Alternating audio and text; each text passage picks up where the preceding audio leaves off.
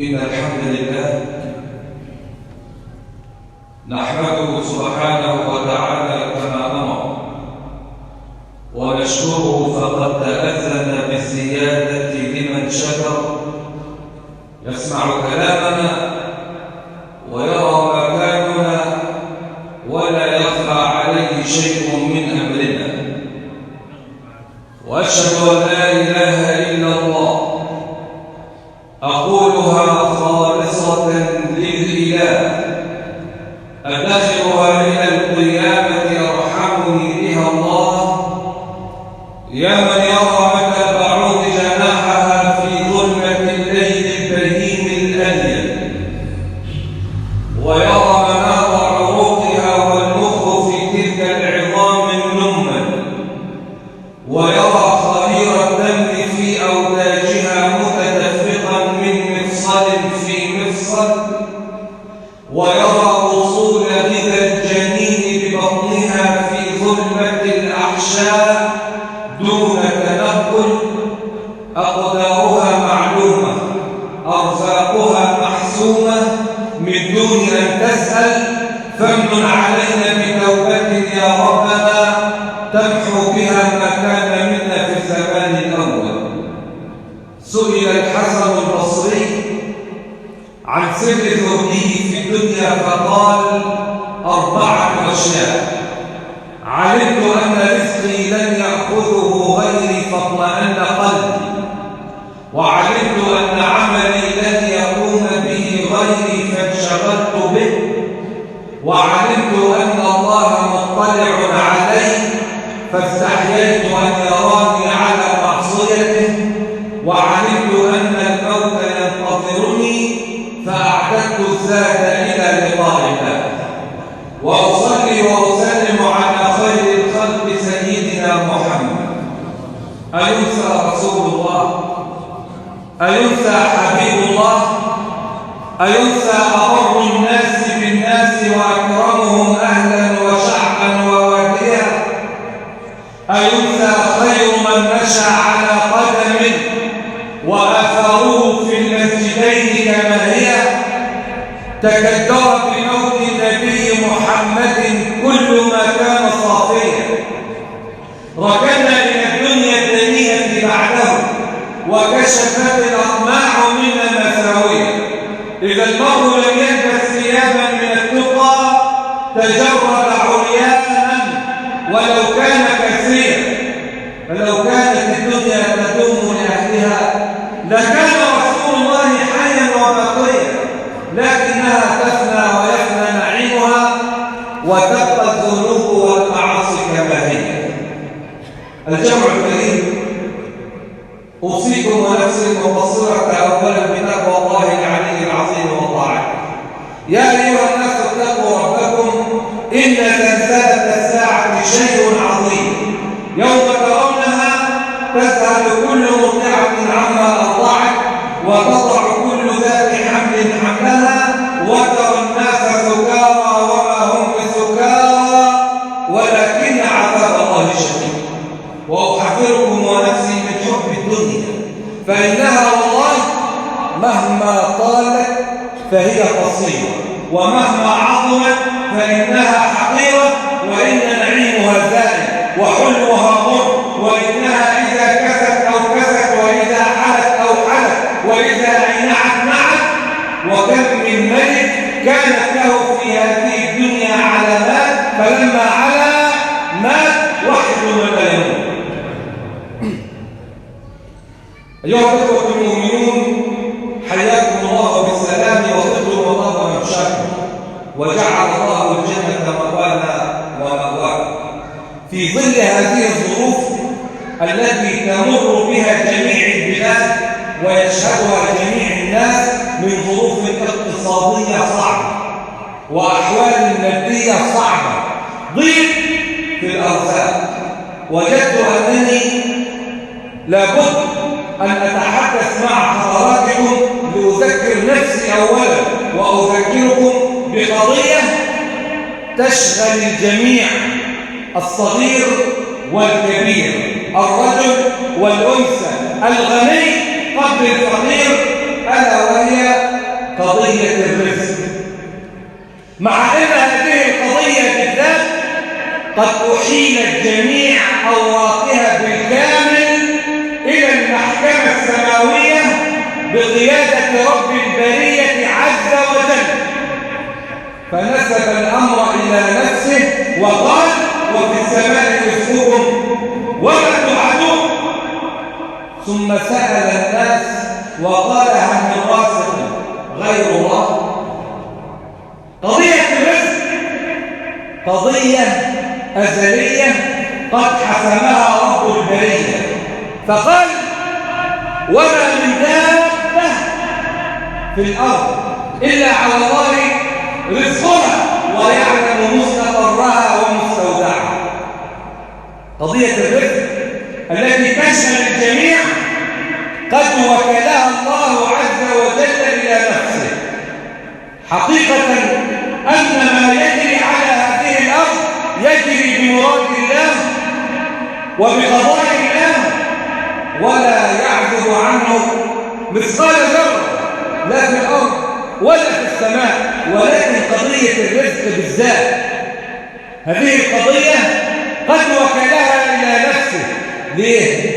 لأن ربنا سبحانه وتعالى أعلم بأحوال العباد، فلو جعل قضية الرزق وكلها من عبد إلى عبد، لو رزقك على إيد عبد مع أول خلاف سيقطع عنك الرزق. لكن الله يعصر في الأرض ويكفر به بل يسد، ومع ذلك لا يمنع رزقه عن أحد. لماذا؟ لأن أنت وأنا ومن في الأرض جميعا، بل الأرض والسماوات جميعها لا تساوي عند الله جناح بعوضة، ولو أنها تساوي عند الله مثقال جناح بعوضة ما سقى الكافر منها شربة ماء. كورقة سقطت منك على الأرض ولا تأبه لها ولا تشغل بالك أين وقعت وأين سقطت. هكذا السماوات السبع والأراضين السبع بالنسبة إلى الله عز وجل. لذلك وضع الله عز وجل هذه القضية ونسبها إلى نفسه. والقانون عشان تبقى عارف أن الله عز وجل لا يمنع عطاه لمن عصاه، وما خلق فاه وينساه. ربنا لا يمنع عطاه لمن عصاه ولا أبدا ولا يخلق فاه وينساه. لذلك وبالعامية زي ما الناس بتتكلم كده من قضية الرزق، حط في بطنك بطيخة صيف. ليه؟ لأن الله عز وجل قدر الأرزاق منذ أمد بعيد. حضرتك النهارده بعد ما وصلت الجمعة هتروح على البيت هتتغدى، عارف لقمة العيش أو حبة الرز اللي هتضعها في فمك بعد صلاة الظهر متى قدرت لك من قبل أن تلقى هذه الحبة في الأرض وتأتي بثمارها، بل من قبل أن تخلق أنت، بل من قبل أن يخلق الله عز وجل أبيك وأمك، بل من قبل أن يخلق الله عز وجل آدم، بل من قبل أن يخلق الله عز وجل السماوات والأرض ب50,000 سنة. قبل أن يخلق الله عز وجل السماوات والأرض ب50,000 سنة ماذا حدث؟ خلق أول ما خلق القلم وقال له اكتب، فقال وما أكتب يا رب؟ فقال له عز وجل اكتب مقادير كل شيء. مقادير كل شيء على هذه الأرض وغيرها قد كتبه الله عز وجل قبل خلق السماوات والأرض ب50,000 سنة في لوح عنده يسمى باللوح المحفوظ. فما تجيش انت النهارده وتشغل بالك بقضية محسومة ومنتهية. كل ما رزقته وسترزقه قد سجل في لوح محفوظ من قبل الرحمن قبل خلق السماوات والأرض بزمان. الإصمعي خرج من مسجد في البصرة وهو في الطريق قابله أحد الأعراب وكان يجلس على ناقته فقال له توقف. قال له أوقف. من أين أتيت؟ فقال له الأصمعي من مكان يتلى فيه كلام الرحمن. فقال له الرجل وهل للرحمن كلام يتلوه البشر؟ فقال نعم القرآن الكريم. فقال له الرجل اتلو علي شيئا منه. فقرأ عليه الأصمعي من أول سورة الذاريات بسم الله الرحمن الرحيم والذاريات ذروا حتى وصل إلى قول الله عز وجل وفي السماء رزقكم وما توعدون. فقال له الرجل توقف حاسب. أقال الله عز وجل هذا الكلام؟ فقال له الأصمعي والذي بعث محمد بالحق إنه لكلام الرحمن أنزله على النبي صلى الله عليه وسلم. فأمسك الرجل سيفه وذبح جملا ثم قطعه بجلده وقال للأصمعي ساعدني على توزيع هذا اللحم. فأخذوا يوزعون هذا اللحم على كل من يمر أمامه من الطريق. وبعد أن انتهى كسر سيفه وخلع درعه وتوجه إلى البادية وهو يقول وفي السماء رزقكم وما توعدون. فقال الأصمعي كيف لم أنتبه إلى هذا الكلام كما انتبه له هذا الرجل؟ تمر السنين يقول الأصمعي وذهبت إلى الحج وأنا أطوف سمعت صوتا من خلفي يهمس في أذني فنظرت فإذا به نفس الرجل يقول فعرفته وعرفني وسلم علي وكلمني ثم قال لي بعد أن جلسنا اتل علي شيئا من كلام الرحمن. فقال الأصمعي فقرأت عليه نفس السورة أعوذ بالله من الشيطان الرجيم والذاريات ذروا حتى وصلت إلى قول الله عز وجل وفي السماء رزقكم وما توعدون. فقال الرجل حسبك أما هذه فقد رأيتها رأي العين. سلمت بهذا الأمر ووجدته في حياة رأي العين أليس عندك غيرها؟ فقال فأكملت بعد ذلك قول الله عز وجل فورب السماء والأرض إنهم لحق مثل ما أنكم تنطقون. فقال الرجل من أخبر الرحمن حتى أقسم بنفسه ألم يصدقونه فيحدث لهم؟ من أخبر الرحمن من أخبر الرحمن من أخبر الرحمن حتى مات. قالها ثلاثا ومات.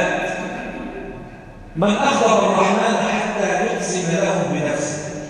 أنت مش مصدق كلام ربنا لما ربنا سبحانه وتعالى يتعهد بقضية الرزق ويقسم بنفسه؟ أنت مش مصدق؟ شاغل بالك برغيف عيش يسوقه الله لك. يقول الله جل وعلا في حديثه القدسي يا ابن آدم خلقت السماوات والأرض ومن فيهن ولم أعي بخلقهن. ربنا سبحانه وتعالى لم أعي بخلقهن يعني أنت شفت أنت لما تعمل حاجة سهلة جدا عندك وتقول أنا عملتها وأنا سايب إيديا ولله المثل الأعلى. خلقت السماوات والأرض ومن فيهن ولم أعي بخلقهن أفيعيني رغيف عيش أسوقه إليك. هذا قليل من كثير ما من يوم جمعة إلا وفي ساعة جابة ادعوا الله وأنتم تقولون الإجابة.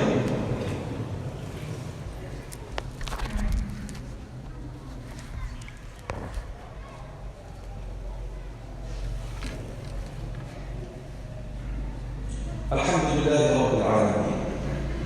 خلق السماء بالعمل وبسط الأرض على ماء جمد وقسم الأرزاق ولم ينس أحد. قضية الرزق قضية كبيرة وشركة ومعقدة، ولا بد أن نوضح أن بعض الناس للأسف بيعتقد أن الرزق هو فقط مال، بيشوف أن الرزق عبارة عن فلوس بس، ولكن في الحقيقة أن الله عز وجل عادل جدا لدرجة أنت مش متخيلها. ومن عدل الله عز وجل أن نوع الرزق، فالمال رزق، والأولاد رزق، والزوجة رزق، والسيرة العطرة رزق، أن تموت على لا إله إلا الله محمد رسول الله أكبر رزق. ولكن احنا بنعتبر الرزق فقط أموال، وهذا الاعتقاد يجعلك تشك في عدل الله عز وجل. انت واخد حقك من الرزق بنسبة 100%، ولكن في واحد واخد 80% من الرزق مال، و5% زوجة، و1% أولاد، و10% صح. واحد تاني واخد رزقه 90% صح، 5% زوجة، 5% أولاد. واحد ثالث واخد من الرزق 50% صحة، 30% زوجة، 20% أولاد، وهكذا. ليه؟ لأن الله عز وجل لو جعل الرزق كله مال وجعل الناس ومسيح في الرزق لا يعمر أو لا يعمر هذا الكون. ليه؟ احنا سواسية، محدش محتاج لحد، محدش هيشتغل عند حد، لا هتلاقي طبيب ولا مدرس ولا دكتور، مش محتاج حاجة أبدا. ليه؟ الجميع سواسية، تشتغل عندي ليه واشتغل عندك ليه؟ لذلك قمة العدل أن يوزع هذا الرزق بالطريقة التي أراها وتراها بعيني. ده غني، والتاني عنده علم، والتالت عنده صنعة، وده صاحب صنعة حسنة، ده ربنا كلمه في أولاده، ده كلمه في زوجته، وبذلك وبهذه الطريقة توزع أرزاق الله عز وجل، وذلك لإعمار هذا الكون. إذن اوعى في لحظة تقول له يا رب هذه الكلمة التي هي كفيلة أن تخرجك من الملة. واحد كان قاعد مع واحد صاحبه ومعدى عليهم واحد راكب عربية آخر موديل، فبيقول لصاحبه أين كنا حينما وزعت هذه الأرزاق؟ احنا كنا فين والأرزاق بتوزع؟ وده من حظه عربية آخر موديل وأنا ماشي على رجلي.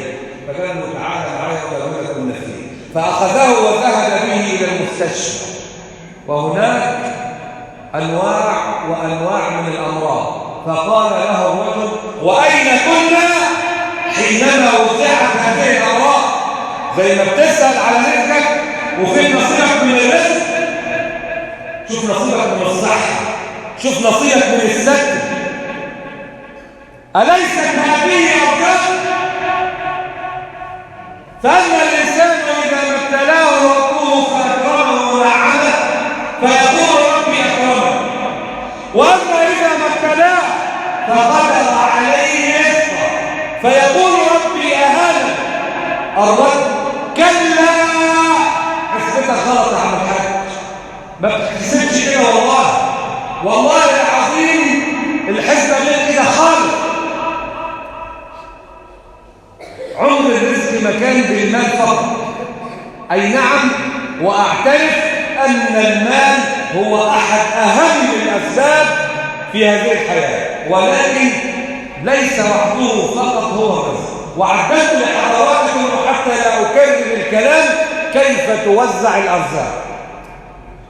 كلمة أخيرة بالنسبة لقضية الرزق حتى لا يأخذ البعض أنني أقول بأنك تجلس في بيتك وتقول لقد قدر لي رزقي منذ الأمد فلا داعي للعمل.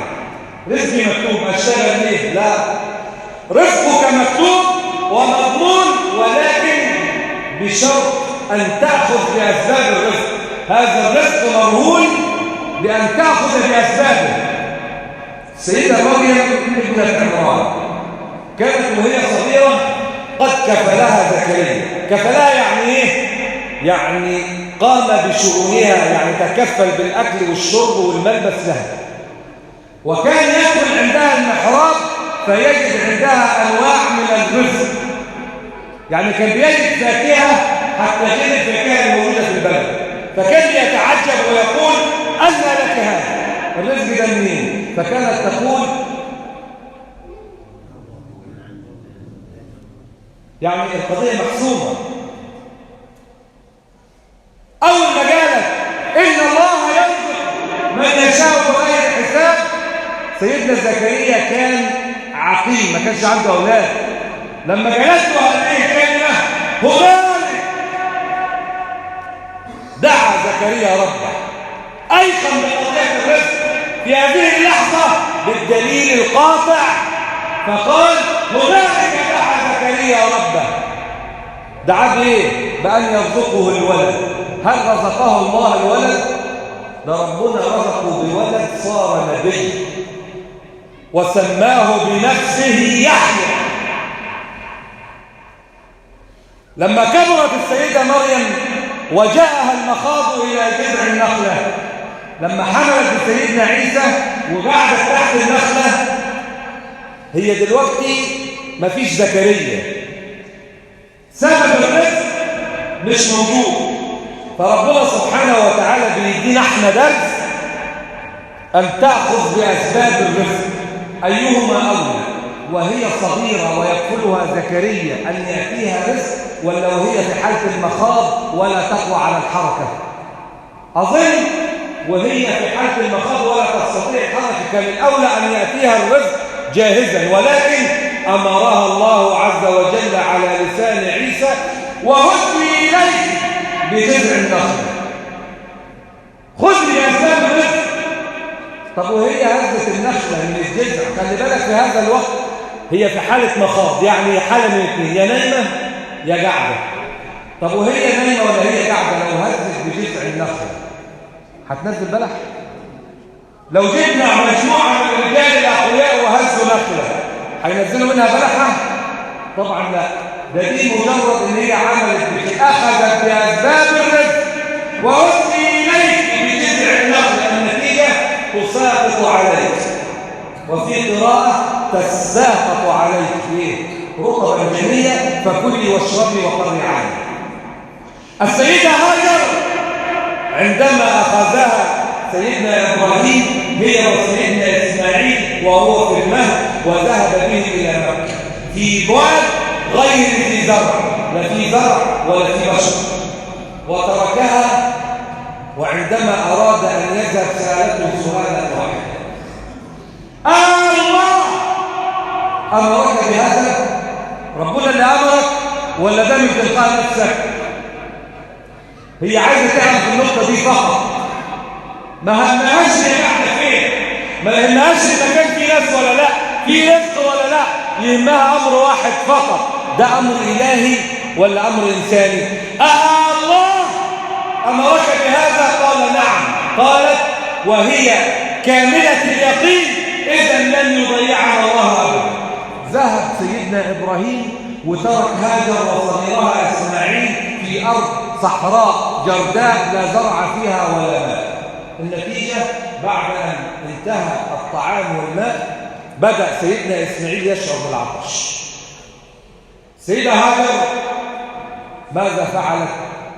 أخذت بأسباب الرزق، نظرت اتجاه المروة، وكان الأرض حتى في هذه الأيام لو أرض واسعة والجو حرارة أنت بتشوف عبارة عن دخان أو يعني شيء زي السراب كده في الجو. فرأت فخيل إليها أنه ماء، فذهبت مسرعة فلم تجد شيء، فنظرت إلى صغيرها خافت عليه فعادت إليه، ونظرت باتجاه المروة فرأت نفس الشيء، فذهبت فلم تجده شيء، فنظرت إلى صغيرها وذهبت إليه 7 أشواط 7 مرات، وهي تروح ناحية الصفا والمروة ده كله بتبحث عن ماء. وفي النهاية نزل جبريل من فوق 7 سماوات فضرب الأرض بجناحه فانشق الماء وخرج ماء زمزم من بين قدمي إسماعيل. وقالت زمي زمي. يقول النبي صلى الله عليه وسلم سامح الله هاجر لو تركته لكان عينا معينا، يعني ماء يجري على وجه الأرض، بحر. عايز تقول ايه؟ عايز اقول لك ان طالما سيدنا جبريل كده هينزل ويشق الارض، ما نزلش من اول ليه؟ لا، ربنا بيعلمني ويعلمك ان تاخذ باسباب الرزق. انت اعمل باسباب الرزق ومالكش دعوه بالباقي. القي البذره في الارض. كان جاء ناس من اليمن ويجلسون في المجلس فسألهم عمر بن الخطاب من أنتم؟ قالوا نحن المتوكلون. حديث النبي صلى الله عليه وسلم لو أنكم توكلتم على الله حق توكله لرزقكم كما يرزق الطير تغدو خماصا وتعود بطانا، تروح جعانة وترجع شبعانة. فقعدوا في المجلس قال لك احنا نتوكل على الله في المسجد نقعد والرزق هيجينا. فدخل سيدنا عمر من أنتم؟ قالوا نحن المتوكلون. قال بل أنتم المتوكلون. ليس هذا معنى التوكل. التوكل أن تأخذ بأسباب الرزق وأنت توقن بأن الرزق سيأتي. ولو اجتمعت الأمة على أن تمنع عنك رغيف خبز لن تستطيع.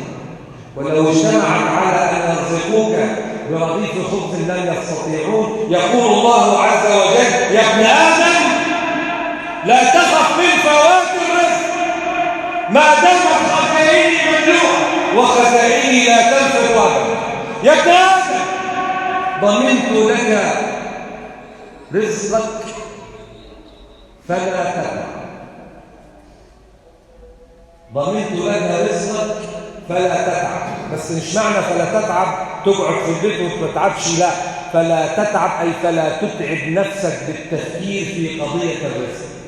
يا ابن آدم لو أن أولكم وآخركم وإنسكم وجنكم، ده ضيف على البني آدمين الجن، جاءوا في صعيد واحد في مكان واسع وسأل كل واحد مسألة فأعطيتها له. وخلي بالك مش مسألته يعني تقول يا رب عايز اتغدى، يا رب عايز 100 جنيه، لا، ده لو أنك طلبت ملكا كملك سليمان ومال كمال قارون وأعطى الله عز وجل لكل سائل هذا الأمر ما نقص ذلك من ملكي إلا كما ينقص المخيط إذا دخل البحر. كأنك جبت إبرة وحطيتها في البحر وطلعت الإبرة. عارف المية اللي هتلتصق بهذه الإبرة؟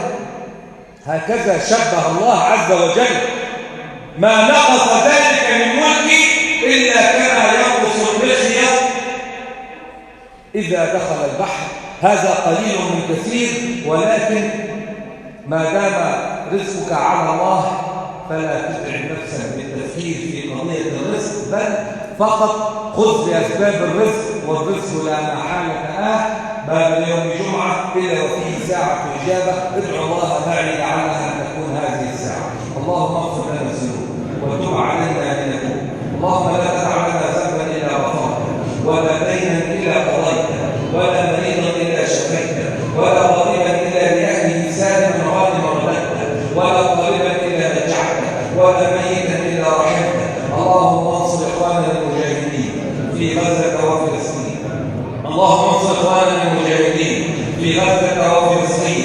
اللهم عليك باليهود الملاعين. اللهم لا ترفع لهم راية، اللهم لا ترفع لهم راية، اللهم لا ترفع لهم راية ولا تعطل لهم راية. وأرنا فيهم آية، وأرنا فيهم آية، واغفر لنا الذنوب واجمعنا مع النبي المصطفى في الجنة. وآخر دعوانا أن الحمد لله رب العالمين. يا من هفى ثم اقتفى ثم اقترف ثم انتهى ثم عرف ثم اعترف، أبشر بقول الله في تنزيله إن ينتهوا يغفر لهم ما قد سلف وأقم الصلاة.